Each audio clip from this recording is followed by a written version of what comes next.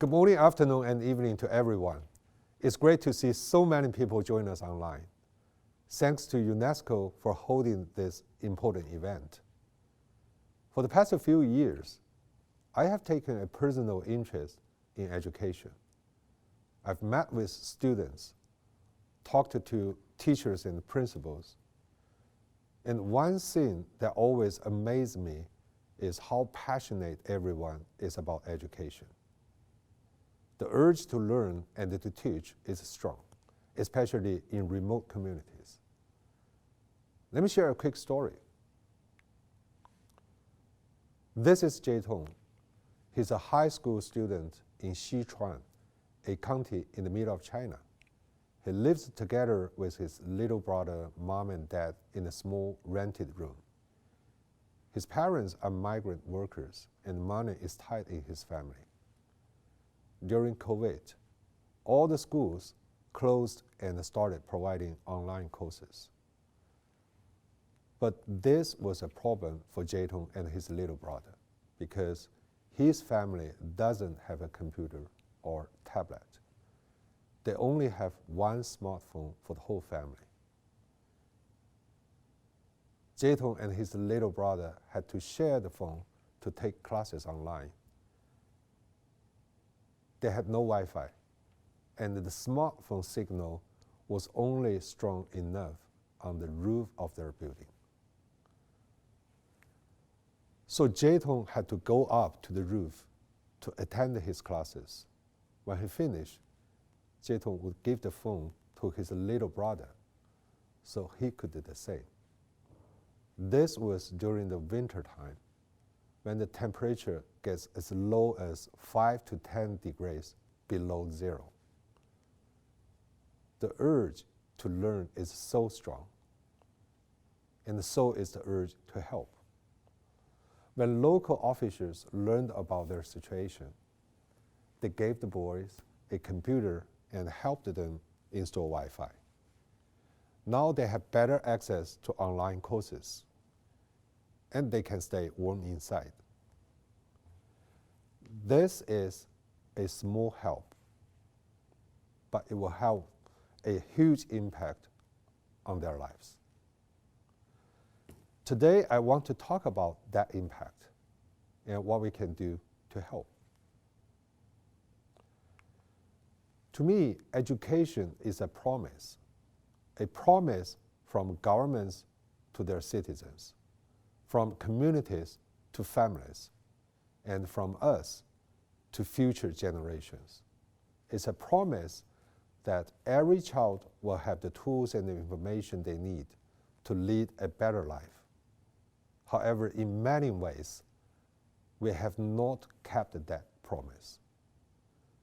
COVID has made this painfully clear. At the peak of the pandemic, more than 190 countries shut down schools, affecting more than 1.6 billion students.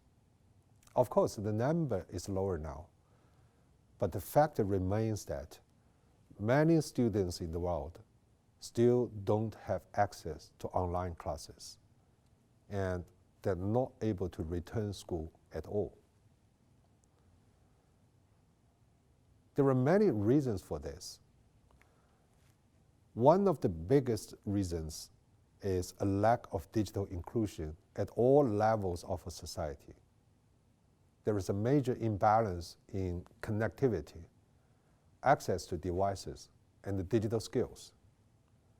For example, in terms of connectivity, in high-income countries, 87% of the population has internet access, but in low-income countries, it's less than 20%.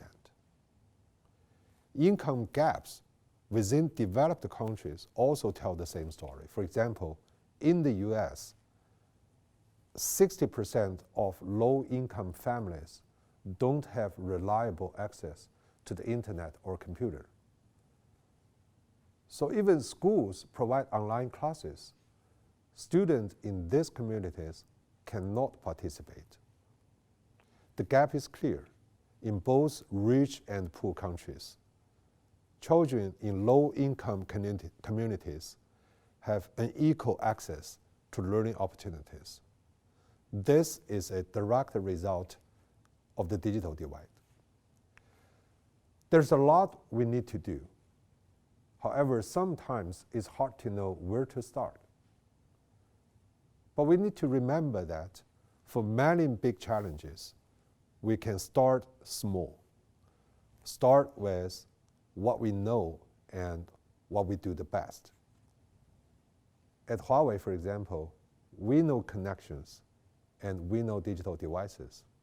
So we started a program called Tech for All to make sure that every person can benefit from digital technology and that every person has a place in the future digital world.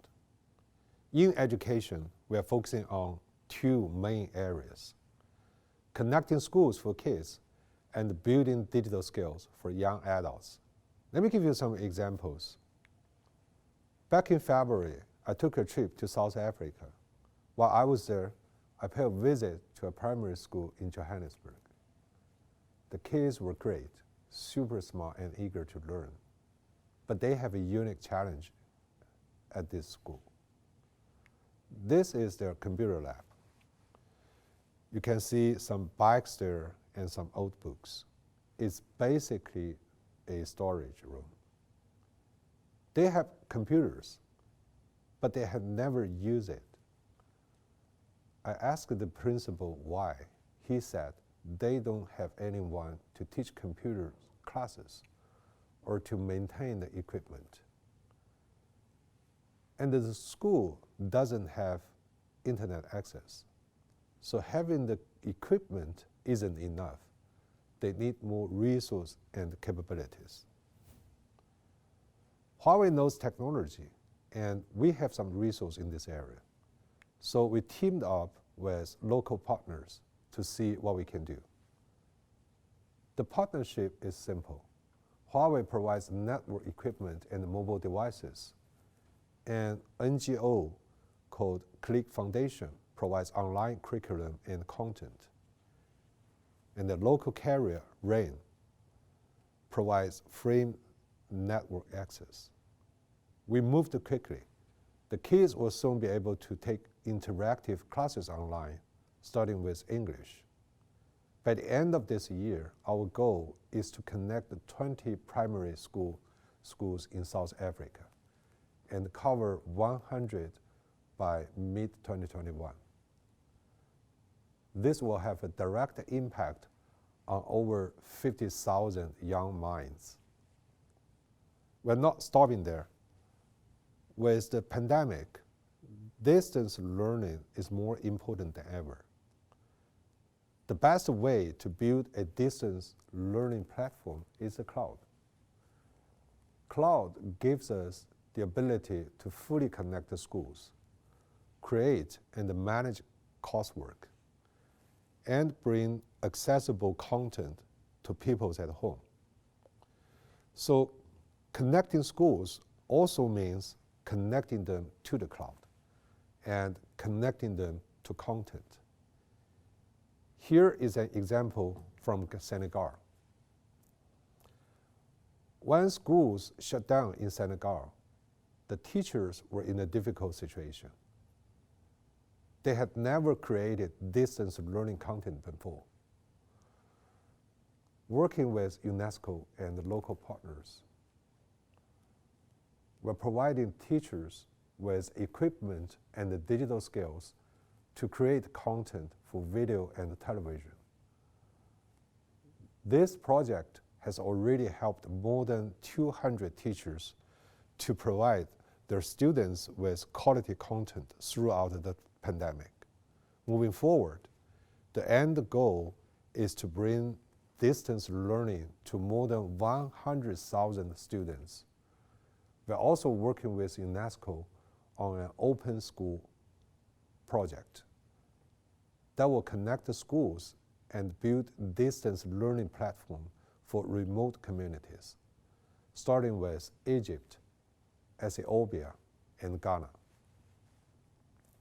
This is a meaningful program, and I would like to invite everyone to join us if you want to help. Outside of schools, adults need help too. There are many young adults around the world who don't have the digital skills to participate in the growing digital economy. To help address this problem, we joined a DigiTruck program in Kenya last September. Here is a picture of the truck. It's a 40-foot steel cargo container that we converted into a mobile computer lab, and it is 100% solar powered. Inside, it has laptops, smartphones, wireless broadband, and even VR devices. Trainers from a local NGO drive out to remote villages to train young people on digital skills, including how to use computers and the internet. Since September of last year, more than 1,500 people have taken courses on digital technology and online work. Over 25,000 hours of training.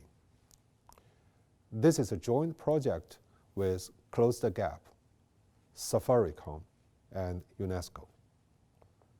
We will be expanding this program to many other countries next year, including France.